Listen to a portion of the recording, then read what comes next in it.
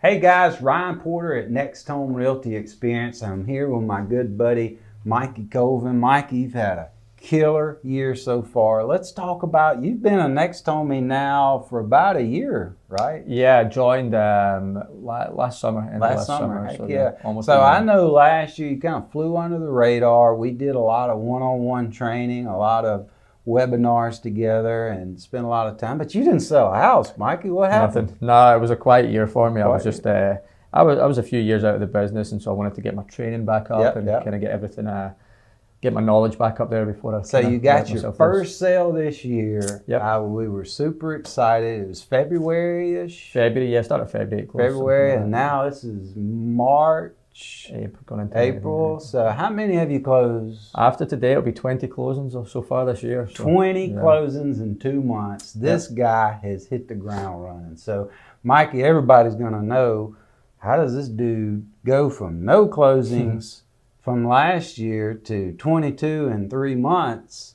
This year, you really ramped your niche up. Yeah. And where did you? Yeah, so I mean, a lot of it comes from a property management background. Yeah. So as you know, when I came across, I spent years doing full-time property management. Ooh. So working with mostly investors out of the state, so all over the country, and then just opening up that black book again to let people know that I'm back in business, and people looking for investment properties here locally. So yeah, absolutely. Right now we are at an all-time low on inventory, and it's not just here. It's everywhere across the country where you have an investor that buys, say, 6 houses a year in his local market. Well, he can't find those 6 houses. They're not there in his local market. The numbers don't make sense. The houses are there, but the cap rate just doesn't make sense. So they have to look outside of their market, and you just raised your hand. That's right. Yeah, but just letting them know that, we've got houses. If you're looking for it, we can find you what you're looking for. Right.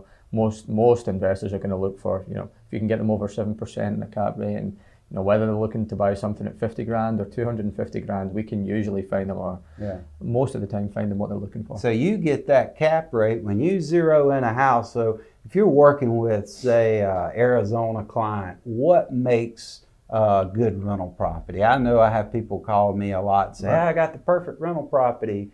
And I'm like, what's the math say? So right. How do you analyze these houses? It really depends on what you're looking for. You can get a good a good house with good bones for 50, 60 grand that will rent for $700, and that's what some people like. Like a portfolio with a lot of smaller houses. But I think in our market, the 175 to 250 range is definitely what people look for. Right. Like I said, most, if not all, of the investment properties, especially the ones I've been selling, are going to be 7% and above with the cap rate. So, if you're buying a house for 250K, but you know that it can rent for 2,200 a month. And those are real numbers around here. These are real numbers, absolutely real numbers. That's very doable, and a nice house. This is not a house that's falling apart with foundation work. Micky, you've sold some really nice houses. Yeah. You sold some brand new houses. Yeah, actually. New construction houses. Right, just closed on one today, which was new construction. So the main thing is looking at the house and seeing the bones of the house. Are you going to have to put a roof on it in 2 years? Are you going to have to replace the HVAC and furnace in 3 years? Right. So you want to know when you're going into it, what am I going to have to replace now? What's deferred maintenance? Right. But if it's new, all the better you're going into something. So I'll tell you another aspect of the appreciation. You have investors, it's risky, but taking advantage of that appreciation that we have in the housing market right now, anybody could see, well, I can buy this house today, don't even move in it, put a tarp over the house, let it sit there for a year, put it back on the market, I can make a lot of money. So a lot of investors are kind of buying off appreciation. There's a lot of reasons that attributed to that.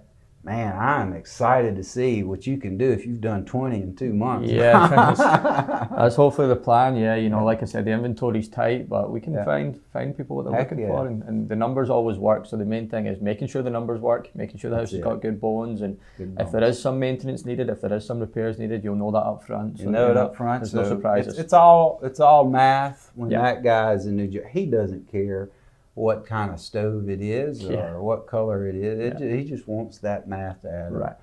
Mikey, congratulations Yep. again, dude. If you need to get in contact with Michael Colvin to get you a really nice rental house, his contact is below.